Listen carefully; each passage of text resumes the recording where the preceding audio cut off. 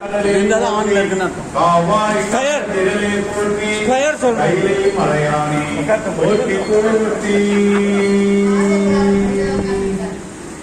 తెలుగు గురువు తిరుమేని కాండల్ తెలుగు గురువు పరిణాமத்துக்கள் తెలుగు గురువు திருவார்த்தை கேட்டு తెలుగు గురువు சிந்திக்கதானே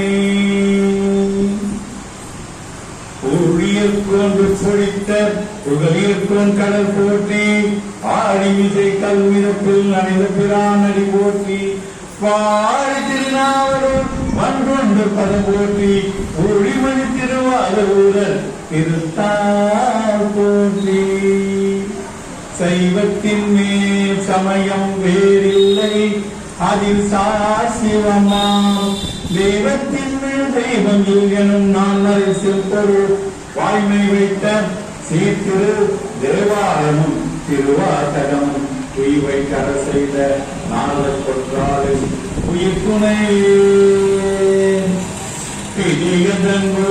உரிமை பலமிகு காரியது வழிகுரு தனதி வழிபடும் அவருட கதிகன வழிவர அருளின் மீது கொண்டை வழியில் பகிர்வை பலமுறையே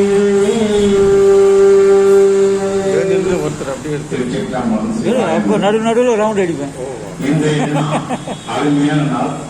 மணிப்பாக்கத்தில் எழுந்துள்ள வேதபுரீஸ்வரர் நாயகிகளை வணங்கி அடியார் தொடுத்தியை வணங்கி பதினெட்டு வணங்கி அடுத்து நிர்வாகத்திற்கு வணக்கங்கள் சொல்லி திருப்பள்ளி எழுச்சியின் 5ஆம் நாள். திருப்பள்ளி எழுச்சி பள்ளினால முக்கியமா என்னன்னா, பள்ளிக்கு குழந்தைங்கள 3 வயசு 5 வயசு வரைக்கும் வளர்க்குறாங்க அப்பா அம்மா. பார்த்த பிறகு எங்க அனுப்புறாங்க? பள்ளிக்கு அனுப்புறாங்க. ஏன் பள்ளிக்கு அனுப்புறாங்க? அந்த அறியாமை என்ற இருள் நீங்க வேண்டும், கல்லாமை நீங்க வேண்டும், உரிவிடம் செல்ல வேண்டும். உரிவிடம் சென்று பண்ணது அது பள்ளி அறை என்று உலகியல் வாழ்க்கையில பள்ளிக்கூடங்களுக்கு பேரு பள்ளி அறிவிச்சாங்க. ஆன்மீகத்துல வரும்போது பள்ளி அறைன்றது நம்ம கடைசியா முடிக்கும் போது பள்ளி அறிவு. அடுத்தது என்ன சொல்றாங்க? பள்ளி எழுச்சின்றாங்க. அப்பா இந்த பள்ளியில போய் வாத்தியார் சொல்லி கொடுத்து கேட்டு உள்ள எழுச்சியா வந்தா அது எப்படி இருக்கும்? அந்த உயிர் எப்படி இருக்கும்? அந்த உடல் எப்படி இருக்கும்? இது உலகியல் வாழ்க்கை. இதேதான் மணிவாசக பெருமான அருமையா நினைச்சு உள்ளுக்குள்ளேயே உருகி திருவெம்பாவைன்னு ஐயா இங்க 20 நாள் நிகழ்ச்சியில் நடந்து அடுத்தது திருப்பள்ளி என்ற நிகழ்ச்சி. இந்த திருப்பள்ளி நிகழ்ச்சியில 5ஆம் நாள். இந்த 5ஆம் நாள் நம்மிடம் உரையாற்ற வந்துள்ளவர் சிவநேய பேரவையின் செயலாளர். அது மட்டுமல்ல, செயலிலே வல்லவர். சார், திருவெம்பாவில 21 மேட்ச் ஆடிட்டேன், அடுத்தது ஷார்ட்டா போய் முடியணும் சார் அப்படின்னப்போ திருப்பள்ளி எழுச்சின்னு அந்த மேட்ச்லயும் அந்த 10 நாள் மேட்ச்லயும் 1 நாள் மேட்சா 5ஆம் நாள் மேட்சா இன்றைய தினம் நம்ம கிட்ட சொல்லாதல வழங்குவார். அவர் வழங்குவதை நாம தான் கேட்போம், கேட்டு ரசிப்போம் என்ற வகையிலே இந்த அவை அவரை வரவேற்று அவை அவரிடம் ஒப்படைக்கப்படுகின்றது. பூதங்கள் தோறும் என்றாய் என்ற பாடலுக்கு பாடலை சொல்லி விளக்கத்தை தருமாறு அவை அவரிடம் ஒப்படைக்கப்படுகின்றது. சிவாய நம.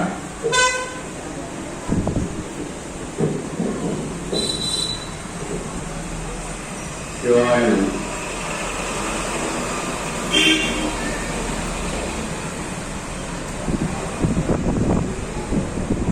நம சிவாய நம சிவாய சிவாய நம வய நம சிய நம சிவ நம சிவாய நம சிவாய சிவாய நம வய நம சிய நம சிவ நம சிவாய நம சிவாய சிவாய நம வய நம சிய நம சிவ நம சிவாய நம சிவாய சிவாய நம வய நம சிய நம சிவ நம சிவாய நம சிவாய சிவாய நம வய நம சிய நம சிவ. இன்று 25ஆம் நாள், மார்கழி மாதத்தில் 25ஆம் நாள் எம்பெருமான் சன்னதியில திருப்பள்ளி எழுச்சியின் 5வது பாடலுக்கு எனக்கு உரை சொல்லுமாறு திருவள்ளுவர் கூட்டி உள்ளது. இந்த ஐந்து என்பதற்கு சிறப்பை முதல்ல சொல்லுவோம். ஐந்து ஏன்னா எம்பெருமானே 5 எழுத்து மந்திரம் தான், பஞ்சாட்சர மந்திரம். சிவபெருமானுடைய மந்திரம் என்ன? பஞ்சாட்சர மந்திரம். 5 எழுத்து மந்திரம் தான். என்ன 5 எழுத்து மந்திரம்? நம சிவாய, சிவாய நம, நம சிவாய. சிவபுராணத்துல எப்படி ஆரம்பிச்சிருக்காரு மாணிக்கவாசகர்? நம சிவாய வாழ்க, நாளந்தாள் வாழ்க, இமை பொழுதும் என்னெங்கில் இங்காதாண்டாள் வாழ்க, புகழியாண்ட குருமனிதன் தாழ் வாழ்க, ஆகமமாகி நின்றான் தாழ் வாழ்க என்று அவர் இந்த நமச்சிவாய முதல்ல ஸ்தூல பஞ்சாட்சரத்தை முதல்ல ஆரம்பிக்கிறார் சிவபுராணத்தில். அடுத்து அவர் திரு ஏசரவு என்ற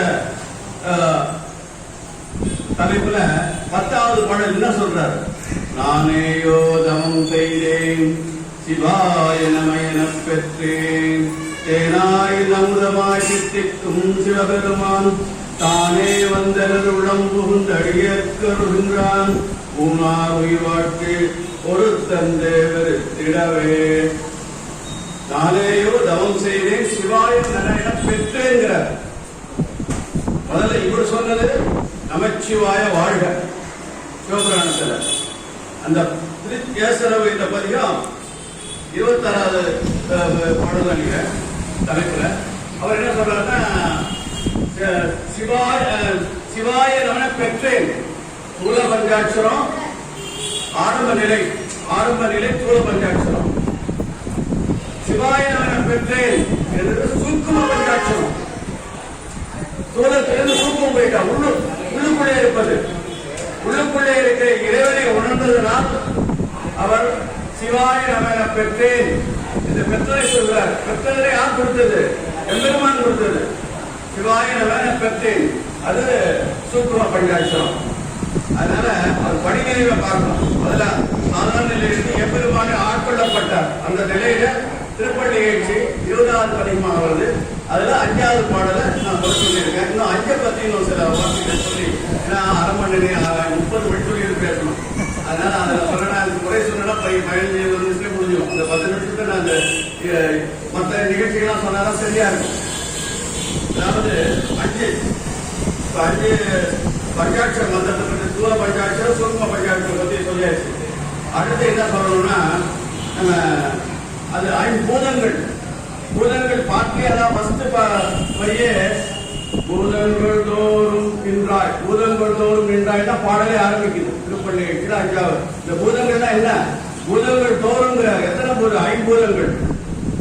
மண், நீர், தீ, காற்று, வான், 5 பூதங்கள். அதுக்கு எப்படி சொல்லலாம்? மண்ணை எப்படி சொல்லலாம்? நிலம், பூமி, பார் என்று மண்ணை பல விதமா சொல்லலாம். நீர் எப்படி சொல்லலாம்? நீர், அப்பு, புனல், வாசி, வான். என்ன சார் தண்ணுக்கு நீருக்கு ஏதோ பேரு? வாரி. வாரியில் ஊத்துதுன்னு சொன்னாங்க. நீர், அப்பு, புனல், வாரியில் மறுபெயர் நீருக்கு. அடுத்து தீ, தேயு, அனல், கடல் அப்படின்னு சொல்லலாம் நீருக்கு. காற்று, வாயு, கால், வழி, கால் அவையார் சொல்லியிருக்காரு இந்த இதுல. இந்த கால்னா காற்றுன்னு அர்த்தத்துல வரும். வாங்கிறது வெளி சொல்லிட்டு அடுத்தது 5 சொல்ல. அதுக்குள்ள வடிவு என்ன? அந்த ஒவ்வொரு 5 பூதங்களுக்கான வடிவு. மண்ணுக்கு வந்து என்ன? நாற்கோணம். நீருக்கு அர்த்த சந்திரன் என்ன அர்த்தம்? அர்த்தநாரீஸ்வரன் பாதி பிறைச்சந்திரன். அர்த்த சந்திரன்னா பிறைச்சந்திரன். அதான் நீருக்குட வடிவு. தீ முக்கோணம், காற்று அறுகோணம், வான் வட்டம். வான்றது வட்டம் வடிவு. நிறம், மண்ணுக்கு என்ன நிறம்? பொன்னிறம். நீருக்கு வெண்மை நிறம், தீக்கு செம்மை நிறம், காற்றுக்கு கருமை நிறம், வானுக்கு புகை நிறம். அடுத்தது அதுக்குள்ள அடையாளம் என்னன்னா ஆயுதம், வஜ்ராயுதம். இது மண்ணுக்கு வஜ்ராயுதம், நீருக்கு தாமரை, தீக்கு சொஸ்தி, காற்றுக்கு அறுவழி, வானுக்கு அமுத விந்து அப்படிங்கிறது சொல்றாரு. அப்புறம் அதுக்குள்ள ஆதி தேவதைகள் யாரு? மண்ணுக்கு அயன், நீருக்கு மான், தீக்கு உருத்திரன், காற்றுக்கு மகேஸ்வரன், வானுக்கு சதாசிவம். சதாசிவம் கடைசியில வரார் வானுக்கு இல்ல. ஏன்னா 6 ஆதாரத்துல கடைசியா இருக்கிறது சதாசிவம் தான். அதனால சதாசிவம் கடைசியா சொல்றாங்க. அதாவது வான்வெளி அதுக்கு அதுக்கு அப்புறம் அதிதேவதை சொல்லியாச்சு. அடுத்து என்ன தொழில் இருக்கு? மண்ணுக்கு என்ன தொழில்? படைத்தல். மண்ணில் தான் நம்ம பழகிறோம். மண்ணில் படைத்தல், நீர், காத்தல், தீ, அழித்தல், காற்று, மறைத்தல், வான், அருளல் அப்படிங்கிறது வரும். அடுத்தது குணம். மண் எப்படி இருக்கும்? கடினமா இருக்கும். மண் கடினம், குணம் அது. நீர் குளிர்ச்சி, தீ வெம்மை, காற்று அசைவு, காற்றுக்கு அசைவு, வான் வெளியாத மேல இருக்கும். அடுத்து அது என்ன? பூதங்களுடைய தன்மை என்ன? மண் பொருளை தாக்குதல். இலக்கணம் சேர்ந்தாருக்கு ஏமப்படி திருக்குறள் இளம் பூமி தாங்குறான்னு சொல்றது. அந்த மாதிரி நீர் பொருளை பதப்படுத்துதல். தீ பொருளை நீராக்கி ஒன்றுபடுத்துதல். காற்று பொருளை பரப்பும் குறித்தலும். வான் பொருளை நிறைத்து நிறுத்தல். இது அந்த ஒவ்வொரு தன்மையும் சொல்றாங்க. ஒவ்வொரு 5 ஒரு 5 தன்மைகள் சொல்றாங்க.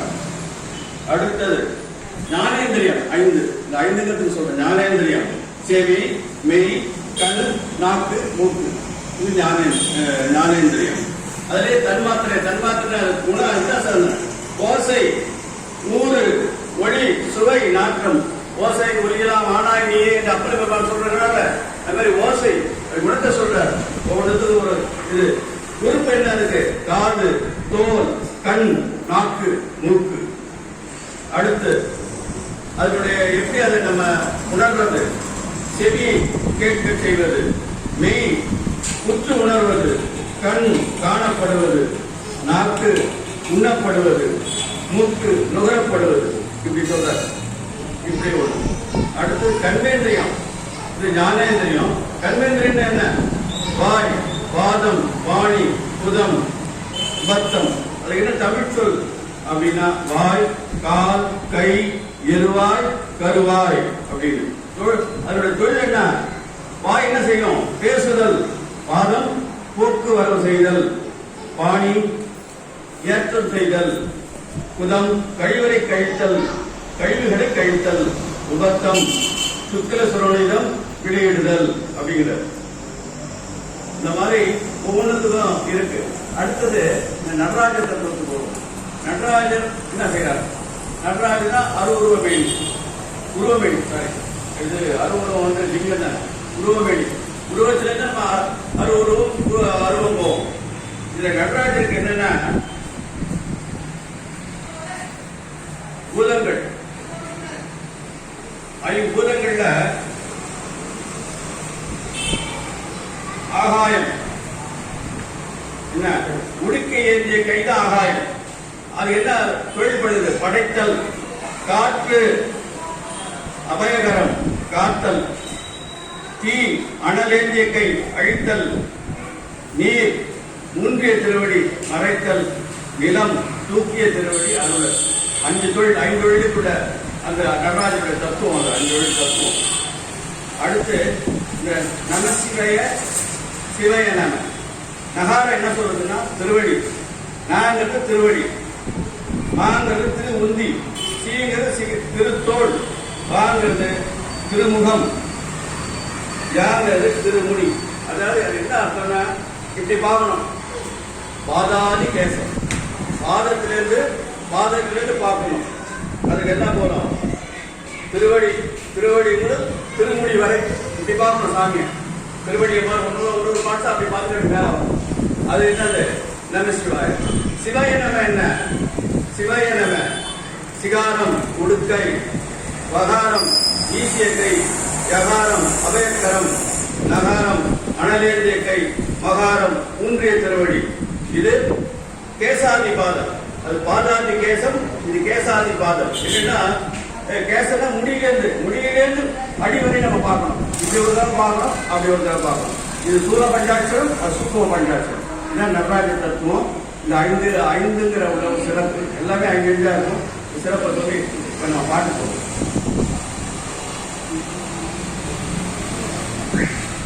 ஐந்தாவது பாடல். பூதங்கள் தோறும் இன்றாயினால் பொக்கிலன் வரவிலன் என நினைப்புலவோ இளங்கள் பாடுதல் ஆடுதல் எல்லாம் கெட்டறியோ உன்னை கண்டறிவாரை இதங்கள் வயல் திரு பெருந்துரை மன்னா சிந்தனைக்கும் அறியான் எங்கள் முன்வந்து ஏதங்கள் அறுத்து எமையாண்டருள் புரியும் எம்பெருமான் பள்ளி எழுந்தருளாயே ஏதங்கள் அறுத்து எமையாண்டருள் புரியும் எம்பெருமான் பள்ளி எழுந்தருளாயே எம்பெருமான் பள்ளி எழுந்தருளாயே. 5ஆம் பாடல் திருப்பள்ளி எழுச்சியில எடுத்தோடனே அவர் என்ன சொல்றாரு? பூதங்கள் தோறும் நின்றாய் அப்படிங்கிறார். ஏன்னா அது படுக்கிறது உட்கார்ந்து சொல்ற நின்றாய் நின்ற பலத்தை சொல்றாரு. இப்பாடலின் இடையே ஒரு கேட்டறியோ முறை கண்டறிவார் என்ற தொடர் நுணுக்கமும் ரொம்ப சிக்கலான ஒரு வாக்கு அப்படிங்கிற முறை எழுதியவர். கண்டறிவார் யாருகளில் என்று கொண்டு பெருமானை உன்னை கண்டேன் என்று சொல்லி சொல்பவர்கள் எவரையும் நாங்கள் கேட்பது கூட இல்லை என்று இதுவரை எவரும் பொருள் கூறியுள்ளனர். இவ்வாறு கூறுவதில் தவறு ஒன்றும் இல்லை என்றாலும் அடியவர்களின் ஆழ்ந்த கருத்தை தெளிவாக புரிந்து கொள்ளாமல் மேலோட்டமாக பொருள் செய்த குறை நேர்ந்துவிடும். இதனை சற்று விரிவாக காணலாம். 50 பூதங்களிலும் நீ நிலை பெற்றுள்ளாய் என்று சொல்வதற்கு நின்றாய் என்ற சொல்லை பயன்படுத்துகிறார்.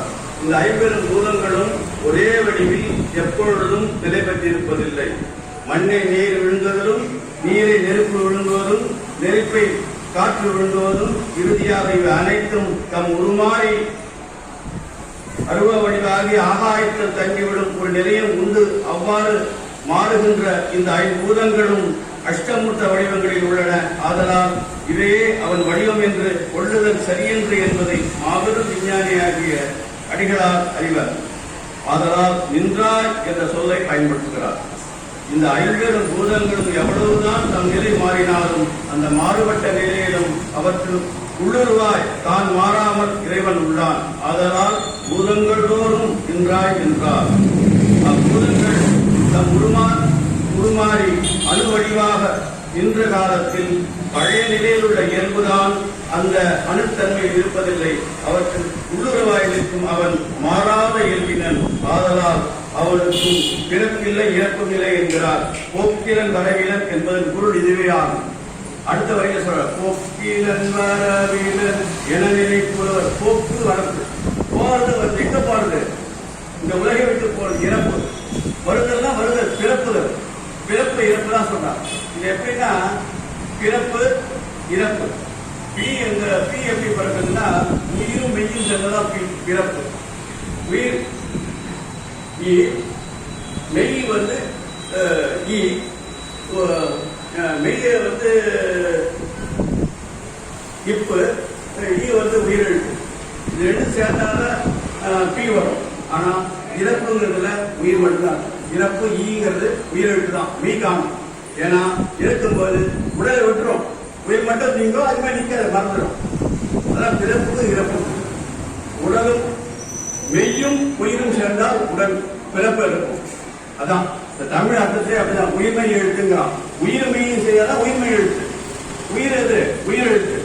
உயிரெழுத்து எவ்வளவு? 12. மெய் எழுத்து 18. ரெண்டும் சேர்ந்தாதான் ஒரு பிறப்பெடுக்க முடியும். இறப்புங்கிறது உயிர் மட்டுமே இருக்கும். உயிர் இருந்து உடல் இல்லாம உயிர் இருக்க முடியாது, அது மறைஞ்சிடும். அதான் இறப்பு. பிறப்புக்கும் இறப்புக்கும் அதுலயே அந்த தமிழ் எழுத்துலயே ஒரு அர்த்தம் இருக்கு. அதை நம்ம நினைவில் வச்சுக்கணும். அதனாலதான் போக்கிலன் வரவிலன் என என்பதன் பொருள் இதுவே ஆகும். அதான் அது பிறப்பு இறப்பு இல்லாதவன். பிறப்பினி தந்தையின் தாதையின் திருச்சாழல் வரும். தாய் தந்தை இல்லைன்னா எப்படி பிறக்க முடியும்? அதான் பிறப்பில்லாதவன் பிறப்பினி எம்பெருமான் பிறப்பு இறப்பு இல்லாதவன் என்பதை மாணிக்க வாசகர் இங்கு சுட்டுகிறார்.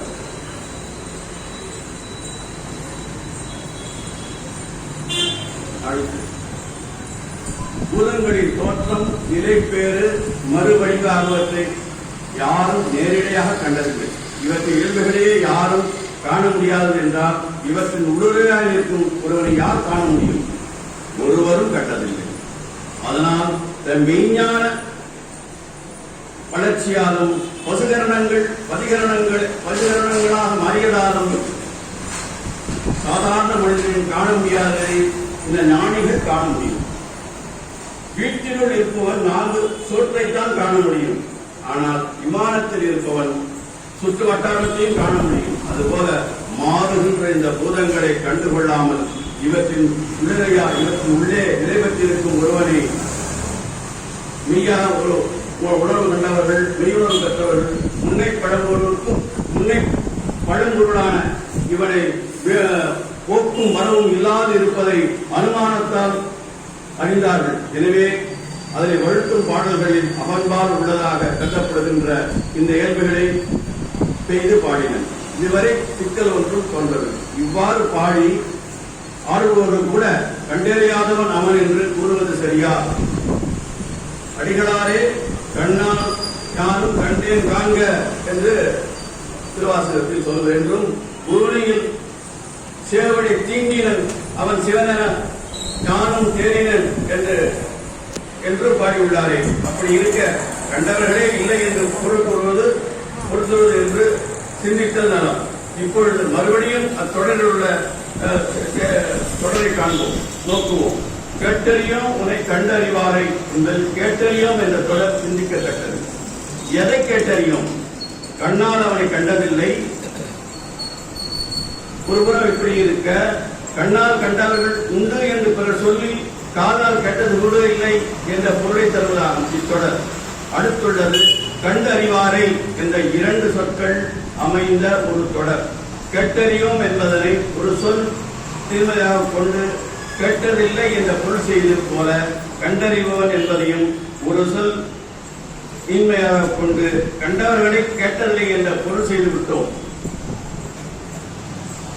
கண்டு அறிவாரை என்று 2 சொற்களையும் தனித்தனியே பிரித்தல் பொருள் காண வேண்டும். ஒரு பொருளை காண்பது என்பது ஒன்று, அது பற்றி அறிவது என்பது மற்றொன்று. கண்டேன் என்பது புற உலகோடு தொடர்புடைய கண்ணாகிய பொறையின் செயலாகும். அறிதல் என்பது இப்பொறிபுலன்களின் எல்லைக்குட்பட்டதன்று. கற்பனையால் ஒன்றை காணவழியும் அறிவின் துணை கொண்டு அப்பொருள் பற்றிய ஆய்வில் ஈடுபட்டு அதன் இயல்புகளை அறிந்து கொள்ள முடியும். அதனால் நம்முடைய பொறிபுலன் எல்லைக்குட்பட்ட இந்த பிரபஞ்சத்தில் உள்ள பொருள்களை பற்றித்தான் நம்முடைய சாதாரண அறிவு அறிந்து கொள்ள முடியும். இதனை அபரஞானம் என்று நம் முன்னோர்கள் கூறினர். இதனை ஓரளவு அறிதல் இயலும். ஆனால் இதில் கூட ஒரு பொருளை பற்றி முழுவதும் அறிந்தோம் என்று சொல்வது இயலாத காரியம். அறிவின் துணை கொண்டு அறியப்படும் எல்லா முடிவுகளும் பொதுவானதாகும். அபரஞானத்தால் பெறும் ஒரு முடிவு கூட முழுத்தன்மை பெற்றவை அல்ல. எனவே ஒரு பொருளை முற்றிலும் அறிவோம் என்று நாம் சொல்வது அறியாமை உடையதாகும். குணம் குறி கடந்த பரம்பொருள் நாம ரூபம் கடந்ததாயினும் நம் மனத்தில் கருணை காரணமாக பல்வேறு வடிவம் எடுத்து பல்வேறு சமயங்களில் பல்வேறு இடங்களில் தோற்றமளிக்கிறது என்பது உண்மைதான். இத்தகைய தோற்றங்கள் பலருண்டு என்றாலும் ஒருவர் காணும் ஒரு தோற்றத்தை அவர் பக்கத்தில் நிற்கும் மற்றொருவரும் கண்டார் என்று கூறுவது சரி என்று. காழ்பிள்ளையார் தம் சின்ன சிறிய சுட்டு விரலை ஆகாயத்தில் காட்டி அங்கு திரு அம்மையப்பரை எம்பெருமான் தான் எனக்கு பால் அளித்தார் என்று கூறுகிறார். அந்த சுட்டு விரலால் காட்டப்பெற்ற உமையுடுவாகன் அவருக்கு காட்சி தந்தாரே தவிர அவர் தந்தையாகிய சிவபாதேவனுக்கு காட்சி தரவில்லை. இப்பெருமான் தம் உயர்ந்த காரணமாக இப்படி உடம்புக்குரிய கண்ணாகிய பொறிகளாலேயே இறை தரிசனம் செய்கின்றனர். அடிகளார் குறிப்பிடுவது இவர்களையும் சேர்த்துத்தான். அடிகளாரும் இறை தரிசனம் பெற்ற இவர்களோடு சேர்ந்தவர் தான். அப்படி இருக்க கேட்டறியோம் என்று சொல்வது எவ்வாறு பொருள்?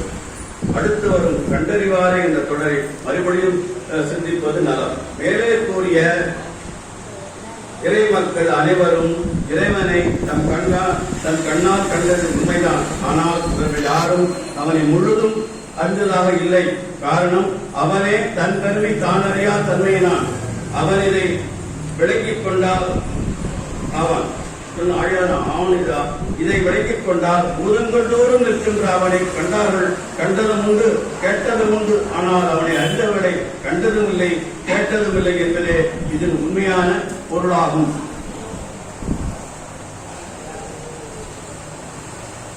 அறிவால் அறியப்படுவது ஒரு வகை, அதாவது காரண காரிய அடிப்படையில் அனுமானம் முதலிய பிரமாணங்களை ஏற்றுக்கொண்டு வெளிப்படும் அறிவால் அறியப்படுவது. அது இதனை தொடர்ந்து நிற்பது சிந்தனை. இந்த சிந்தனையில் வளர்ச்சிக்கான காரியம் அனுமானம் முதலியவை தேவையில்லை. நான் யார் என்ற வினாவை சிந்தித்து கொண்டே இருந்து உண்மை நிலையை ஓரளவு அறிந்தவர்கள் இன்று உண்டு. நான் யார் என்ற வினாவை முன்வைத்து சிந்திக்கலாமே தவிர அவன் யார் என்ற வினாவை முன்வைத்து சிந்திக்க தொடங்கினால் எந்தவித விடையும் வருவதில்லை. அதனாலேயே அடிகளார் எண்ணுதற்கு அறியவன் அறிவுக்கு அறியவன் என்று கூறாமல் சிந்தனைக்கும் அறியாய் என்றார். எனவே சிந்தனையை விட சிறந்தது வேறில்லை என்பதை அறிவுறுத்தி நிற்கிறது. சிந்தனை என்ன சொல்ற, கீதங்கள் தோறும் எழுதல கேட்டறியும் உன்னை கண்டறிவாறு சீதங்கள் வரை திருப்பெருந்துறை வேணா. சீதனா ரொம்ப குளிர்ச்சியான இருக்கிற திருப்பெருந்துறை தலைவரே, சிந்தனைக்கு மரியா எங்கள் முன் வந்து ஏதங்கள் எங்கள் குற்றங்களை எல்லாம் பொறுத்துக் கொண்டு எங்கள் குற்றையெல்லாம் களைந்து எம்மை ஆண்டு அருள் புரியும், என்னை ஆட்கொண்டு அருள் செய்வாயாக என்று எம்பெருமானை பள்ளிக்குள்ள எழுப்புகிறார். அதாவது ஐயா ஆரம்பத்திலே நம்ம திருப்பள்ளி எழுச்சியில நம்ம ராதாகிருஷ்ண ஐயா சொன்னார். அதாவது விரோதன சக்தி மறைப்பாற்றலை அருள் சக்தியாக மாற்றி வேண்டி எனக்கு அருள் செய்ய வேண்டும் என்று எம்பெருமானை வேண்டுவது போலதான் இந்த பதிகம் அமைந்திருக்கிறது என்று ஆரம்பத்திலே அந்த திருப்பள்ளி எழுச்சி பற்றி ஐயா அவர்கள் கூட சொன்னார்கள்.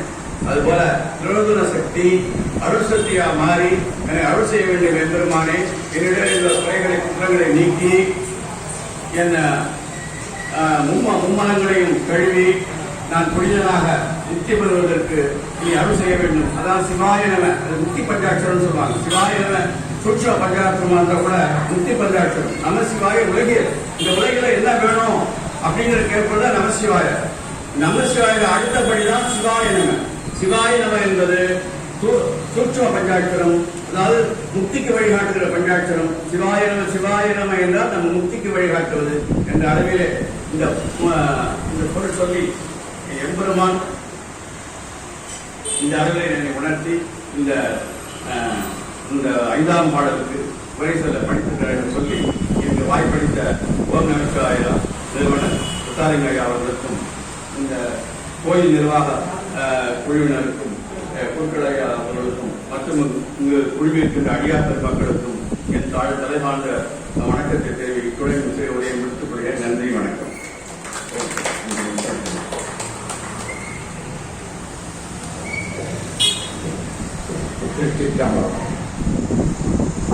இந்த தினம் ஐயாவோட பேச்சில் ஒரு சாறு இருக்கிறதுக்கு முன்னால திருப்பள்ளி எழுச்சியில ஒரு முதல் நாள் நடந்த நிகழ்வுல அந்த ஐயா போனாங்க. என்ன கேட்டாங்க, அஷ்டமலர்கள் அகமலர்கள் என்னங்கய்யா? நான் தேர்ன வரல, இன்னைக்கு வந்துட்டாரு. நம்ம அகமலர் சொல்லிதான் இந்த அகமலர்ன்றது கொல்லாமை, அன்பு, ஐம்பு நடக்குதல், கொலை, தவம், அன்பு, அறிவு, வாய்மை. இந்த அகத்திலிருந்து வர்றதுதான். இதுதான் இறைவன் கேட்கிறாரு. இதுதான் அகமலர்கள். உங்களுக்கு அடுத்தது இப்ப ஐயாவிடம் பேசிக்கிறப்போ பூதங்கள் தோறும் இந்தா எனில் தான். இந்த பூதங்களை சொல்லும் போது நமக்கு 5 5 5 என்று சொல்லி பஞ்சபூதங்களை காட்டும். இந்த பஞ்சபூதங்களை எடுத்து சொல்லும்போது தண்ணின்னு சொன்னார். ரொம்ப எளிதா பாத்தீங்கன்னா மனிதனா இருக்கிறோம். நீரை கையில வச்சா நிக்குமா? நிக்காது. நெருப்ப போய் தொட முடியுமா? முடியாது. காற்றை போய் தொட முடியுமா? முடியாது. வானத்தை தொட முடியாது. நிலத்தை தொடலாம். எதுவானது? இந்த உயிரானது உடலாகி இந்த பொழுது தொடர்ந்துகிறது.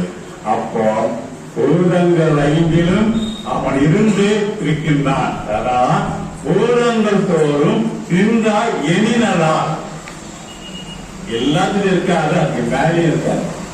அதுதான் போக்கிலன் வரவில்லைன்னு சொல்லுவாங்க.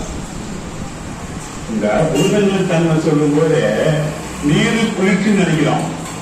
ஆனா மார்கழி மாதம் காலையில் ஏற்றுக்குறீங்க, நல்லா கதகதப்பா எப்படிங்க ஒரு சூடு நெருப்புன்றோம். ஆனா தீபத்தின் சுழலிய பாருங்க, அது குளிர்ச்சியாது, அப்படியும் மாறும். காற்ற பாருங்க, நல்ல காற்று சுவாசிங்க, நல்ல பீசிங் கிடைக்குது. நிலம் நீங்க நல்ல நிலத்தை போகும்போது, நல்ல நிலங்களை விழிச்சு பார்க்கும்போது ஆனந்தம் உருவாகும்.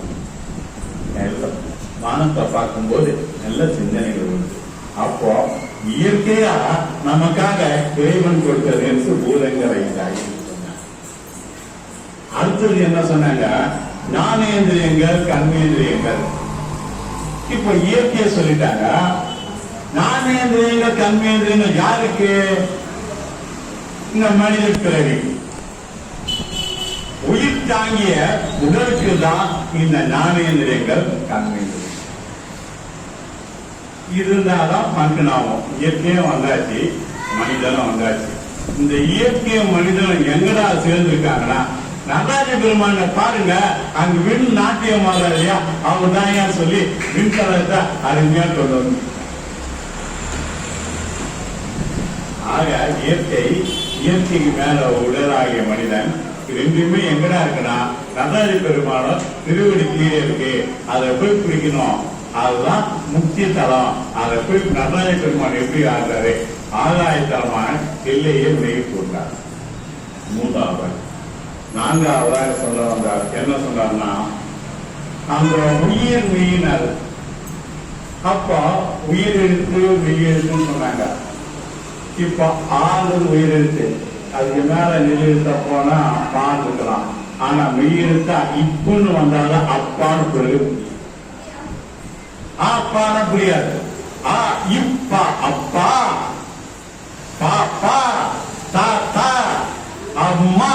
அந்த உயிர் மெய்யோடு சேர்ந்தாதான் அது அர்த்தமே வழங்கும். அப்போ இந்த உயிரானது மெய்யான இறைவனை அன்பால பிடிக்கலாம். அதைத்தான் உயிர் மெய். இந்த உயிரை மெய்யாகணும்னா நீங்க அன்பால பிடிக்கணும்னா இந்த அன்பை கூட்டணும். உயிர் பிளஸ் மெய், உயிர் மெய். அப்போ இந்த உயிரானது மெய்யால தெரியக்கூடிய உடலால நம்ம எப்படி பிடிக்கிறது? உயிரும் தெரியாது, மெய்யும் தெரியாது. ஆனா உள்ளுக்குள்ள ஒண்ணு இருக்கு பாருங்க, அந்த அன்பு நீங்க கூட்டீங்கன்னா அந்த உயிர் மெய்யை பிடிச்சி. அப்போ இந்த உயிர்மையை பிடிக்கும்போது என்ன ஆகும்? உங்க மனசு ஈடங்கள், பாடுதல், கேட்குதல். அப்போ என்ன ஆகும்? அதெல்லாம் இருக்க தோணும். சந்திக்க எங்க வரணும்? பெருமான் கிட்ட வரணும். பெருமான் கிட்ட வரும்போது என்ன பண்றாரு? அருமையா சொல்றாரு. பெருமான இதெல்லாம் சொல்லிட்டு இருக்கும்போது இதுக்கெல்லாம் விளக்கங்கள் எங்க கிடைக்குது, ஏது கிடைக்குதுங்கிறப்போ எல்லாரும் எங்க போய் சாருப்பா இப்ப போப்பா எல்லாம் விலை கிடைக்கணுவாங்க. அப்போ அங்க வரும்போது அங்க இருக்கவங்க யார் யார் வருவாங்க தெரியாது. ஆனா பெருமானை எந்த ஒரு கேள்விக்கும் விடை செல்லும்போது அங்கேயே வைத்துள்ளார். எங்கே என்று தேடாமல் உள்ளுள்ளே தேடி என்று சிந்தனைக்கும் அறியா என்ற வாதத்தை தெரிவித்தார். அப்போ சிந்தனையிலேயே அறியா இருந்தா அந்த சிந்தனை எப்படி அவர்களுக்கு சொன்னோம்னா புரிஞ்சு போச்சு. எது உண்டு, எது சிந்தனையே பெருமான் ஒப்படைங்க. சரணாகதி தத்துவம் தான் முக்கியமா சொல்வது. சரணாகதி தத்துவம் ஆகியதான் சிந்தனைக்கும் அறியாய் சொன்னவரை எங்கள் முன் வந்து ஏதங்கள் இருக்கு.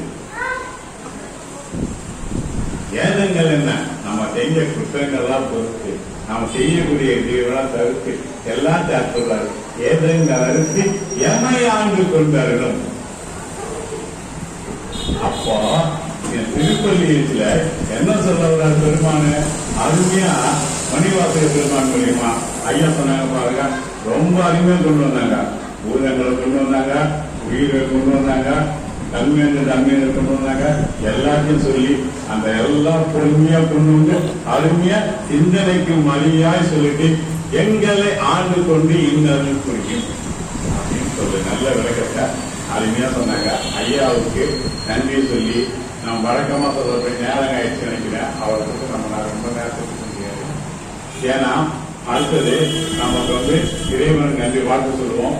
வான்மிகில் வராது பெய்க, பரிவளம் சுரக்க, மன்னன் கோன்முறை அரசு செய்க, குறைவிலா உயிர்கள் வாழ்க, நான்மறை அறங்கள் ஓங்க, நற்றவம் வேள்வி மல்க, மேன்மைக்குள் செய்வ நீதி விளங்குக உலகமெல்லாம், மேன்மைக்குள் செய்வ நீதி விளங்குக உலகமெல்லாம், மேன்மைக்குள் செய்வ நீதி விளங்குக உலகமெல்லாம். 25 நாட்கள் ஆகிறது. நாளைக்கு 26ஆம் நாள், 6ஆம் நாள் திருச்சொல்லி ஏற்றி நாளைக்கு தினம் நிகழ்த்த வருபவர்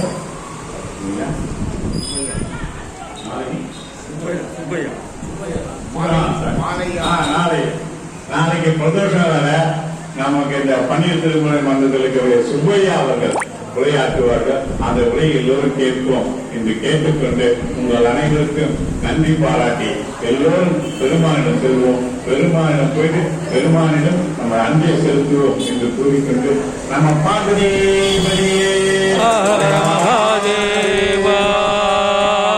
திருச்சிற்றம்பலம், தில்லையம்பலம், சித்திரம் சிதம்பரம், சிவாய சிவாய.